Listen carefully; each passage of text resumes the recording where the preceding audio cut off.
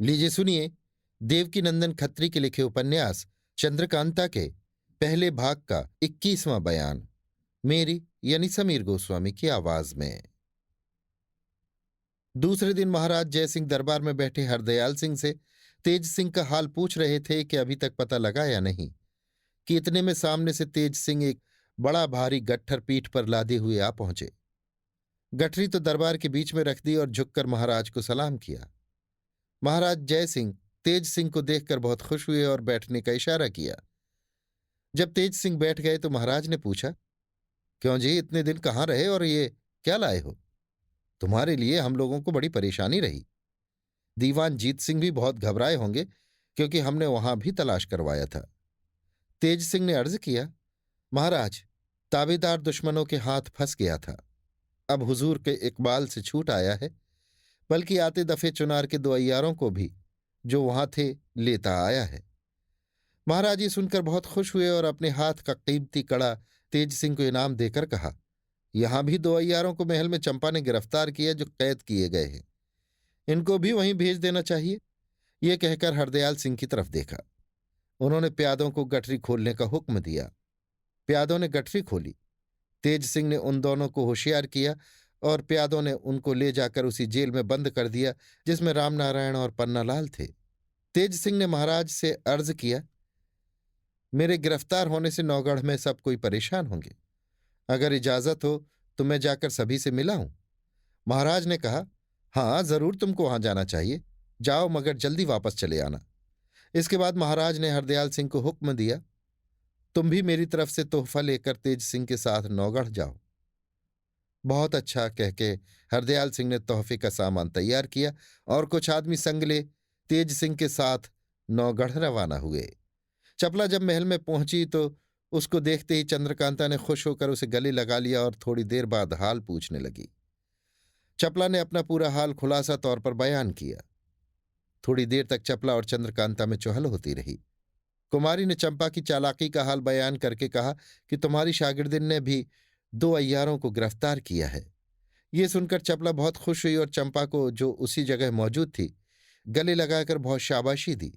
इधर तेज सिंह जो नौगढ़ गए थे, रास्ते में हरदयाल सिंह से बोले, अगर हम लोग सवेरे दरबार के समय पहुंचते तो अच्छा होता, क्योंकि उस वक्त सब कोई वहां रहेंगे। इस बात को हरदयाल सिंह ने भी पसंद किया और रास्ते में ठहर गए। दूसरे दिन दरबार के समय ये दोनों पहुंचे और सीधे कचहरी में चले गए। राजा साहब के बगल में बीरेंद्र सिंह भी बैठे थे। तेज सिंह को देखकर इतने खुश हुए मानो दोनों जहान की दौलत मिल गई हो। हरदयाल सिंह ने झुककर महाराज और कुमार को सलाम किया और जीत सिंह से बराबर की मुलाकात की। तेज सिंह ने राजा सुरेंद्र सिंह के कदमों पर सर रखा। राजा साहब ने प्यार से उनका सर उठाया। तब अपने पिता को पालागन करके तेज सिंह कुमार की बगल में जा बैठे। हरदयाल सिंह ने तोहफा पेश किया और एक पोशाक जो कुंवर बीरेंद्र सिंह के वास्ते लाए थे उनको पहनाई, जिसे देख राजा सुरेंद्र सिंह बहुत खुश हुए और कुमार की खुशी का तो कुछ ठिकाना ही न रहा। राजा ने तेज सिंह से गिरफ्तार होने का हाल पूछा। तेज सिंह ने पूरा हाल अपने गिरफ्तार होने का तथा कुछ बनावटी हाल अपने छूटने का बयान किया और ये भी कहा, आती दफे वहां के दो अय्यारों को भी गिरफ्तार कर लाया हूं जो विजयगढ़ में कैद हैं। ये सुनकर राजा ने खुश होकर तेज सिंह को बहुत कुछ इनाम दिया और कहा, तुम अभी जाओ, महल में सबसे मिलकर अपनी मां से भी मिलो। उस बेचारी का तुम्हारी जुदाई में क्या हाल होगा वही जानती होंगी। बमुजिब मर्जी के तेज सिंह सभी से मिलने के वास्ते रवाना हुए। हरदयाल सिंह की मेहमानी के लिए राजा ने जीत सिंह को हुक्म देकर दरबार बर्खास्त किया। सभी से मिलने के बाद तेज सिंह कुंवर वीरेंद्र सिंह के कमरे में गए। कुमार ने बड़ी खुशी से उठकर तेज सिंह को गले लगा लिया और जब बैठे तो कहा, अपने गिरफ्तार होने का हाल तो तुमने ठीक ठीक बयान कर दिया, मगर छूटने का हाल बयान करने में झूठ कहा था। अब सच सच बताओ, तुमको किसने छुड़ाया?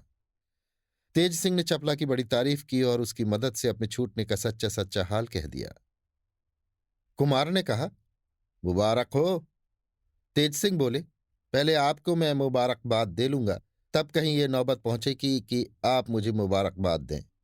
कुमार हंसकर चुप हो रहे। कई दिनों तक तेज सिंह हंसी खुशी से नौगढ़ में रहे, मगर बीरेंद्र सिंह का तकाजा रोज होता ही रहा कि फिर जिस तरह से हो चंद्रकांता से मुलाकात कराओ। ये भी धीरज देते रहे। कई दिन बाद हरदयाल सिंह ने दरबार में महाराज से अर्ज किया, कई रोज हो गए ताबेदार को आए। वहां बहुत हर्ज होता होगा। अब रुखसत मिलती तो अच्छा था। और महाराज ने यह भी फरमाया था कि आती दफे तेज सिंह को साथ लेते आना। अब जैसी मर्जी हो। राजा सुरेंद्र सिंह ने कहा, बहुत अच्छी बात है, तुम उसको अपने साथ लेते जाओ। ये कह एक खिलत दीवान हरदयाल सिंह को दिया और तेज सिंह को भी उनके साथ विदा किया। जाते समय तेज सिंह कुमार से मिलने आए। कुमार ने रोकर उनको विदा किया और कहा, मुझको ज्यादा कहने की जरूरत नहीं है, मेरी हालत देखते जाओ। तेज सिंह ने बहुत कुछ ढांढस दिया और यहां से विदा होकर उसी रोज विजयगढ़ पहुंचे। दूसरे दिन दरबार में दोनों आदमी हाजिर हुए और महाराज को सलाम कर अपनी अपनी जगह पर बैठ गए। तेज सिंह से महाराज ने राजा सुरेंद्र सिंह की कुशल क्षेम पूछी, जिसको उन्होंने बड़ी बुद्धिमानी के साथ बयान किया। इसी समय बद्रीनाथ भी राजा शिवदत्त की चिट्ठी लिए हुए आ पहुंचे और आशीर्वाद देकर चिट्ठी महाराज के हाथ में दे दी, जिसको पढ़ने के लिए महाराज ने दीवान हरदयाल सिंह को दिया।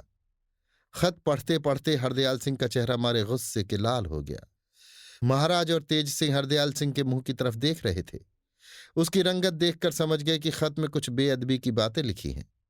खत पढ़कर हरदयाल सिंह ने अर्ज किया कि यह खत तखलिए में सुनने लायक है। महाराज ने कहा, अच्छा, पहले बद्रीनाथ के टिकने का बंदोबस्त करो, फिर हमारे पास दीवान खाने में आओ।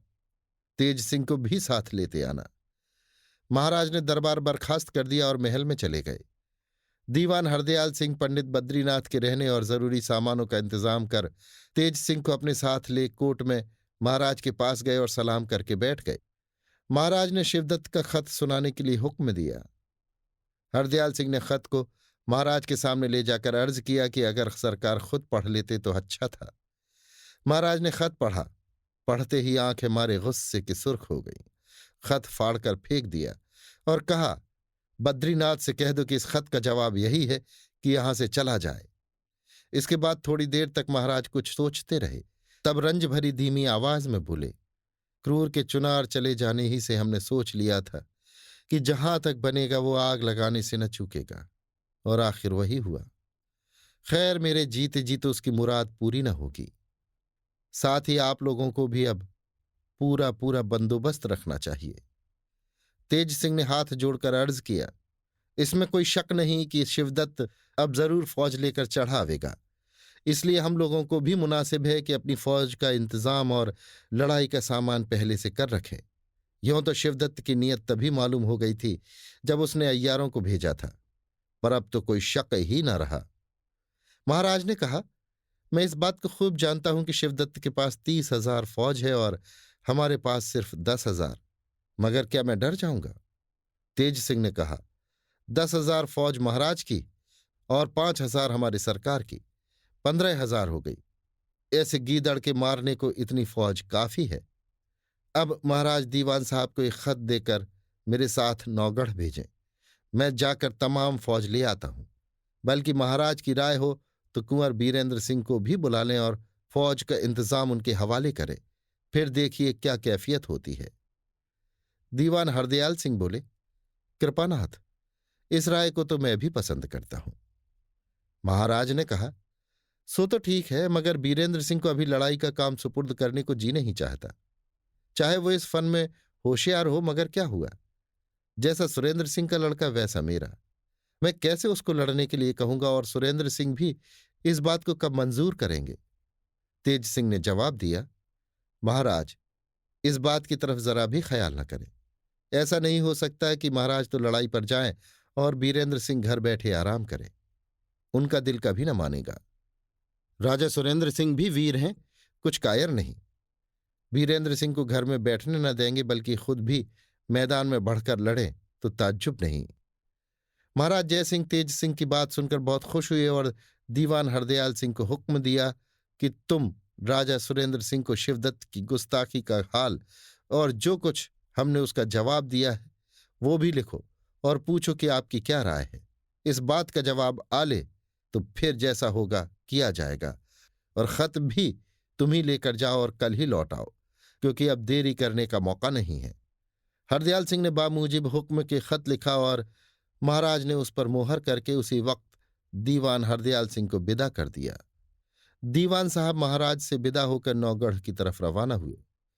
थोड़ा सा दिन बाकी था जब वहां पहुंचे। सीधे दीवान जीत सिंह के मकान पर चले गए। दीवान जीत सिंह खबर पाते ही बाहर आए। हरदयाल सिंह को लाकर अपने यहां उतारा और हालचाल पूछा। हरदयाल सिंह ने सब हाल खुलासा कहा। जीत सिंह गुस्से में आकर बोले, आजकल शिवदत्त के दिमाग में खलल आ गया है। हम लोगों को उसने साधारण समझ लिया है। खैर, देखा जाएगा, कुछ हर्ज नहीं। आप शाम को राजा साहब से मिलें। शाम के वक्त हरदयाल सिंह जीत सिंह के साथ राजा सुरेंद्र सिंह की मुलाकात को गए। वहां कुंवर बीरेंद्र सिंह भी बैठे थे। राजा साहब ने बैठने के लिए इशारा किया और हालचाल पूछा। उन्होंने महाराज जय सिंह का खत दे दिया। महाराज ने खुद उस चिट्ठी को पढ़ा। गुस्से के मारे कुछ बोल न सके और खत कुंवर बीरेंद्र सिंह के हाथ में दे दिया। कुमार ने भी उसको बखूबी पढ़ा। इनकी भी वही हालत हुई। क्रोध से आंखों के आगे अंधेरा छा गया। कुछ देर तक सोचते रहे। इसके बाद हाथ जोड़कर पिता से अर्ज किया, मुझको लड़ाई का बड़ा हौसला है। यही हम लोगों का धर्म भी है। फिर ऐसा मौका मिले या न मिले, इसलिए अर्ज करता हूं कि मुझको हुक्म हो तो अपनी फौज लेकर जाऊं और विजयगढ़ पर चढ़ाई करने के पहले ही शिवदत्त को कैद कर लाऊं। राजा सुरेंद्र सिंह ने कहा, उसकी तरफ जल्दी करने की कोई जरूरत नहीं है। तुम अभी विजयगढ़ जाओ। क्षत्रियों को लड़ाई से प्यारा बाप, बेटा, भाई, भतीजा कोई नहीं होता। इसलिए मैं तुम्हारी मोहब्बत छोड़कर हुक्म देता हूं कि अपनी कुल फौज लेकर महाराज जय सिंह को मदद पहुंचाओ और नाम पैदा करो। फिर जीत सिंह की तरफ देखकर कहा, फौज में मुनादी करा दो कि रात भर में सब लैस हो जाएं। सुबह को कुमार के साथ जाना होगा। इसके बाद हरदयाल सिंह से कहा, आज आप रह जाएं और कल अपने साथ ही फौज तथा कुमार को लेकर तब जाएं। ये हुक्म दे राजमहल में चले गए।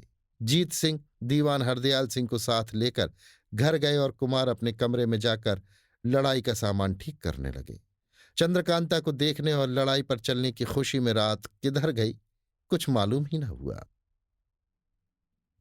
अभी आप सुन रहे थे देवकीनंदन खत्री के लिखे उपन्यास चंद्रकांता के पहले भाग का 21वां बयान, मेरी यानी समीर गोस्वामी की आवाज में।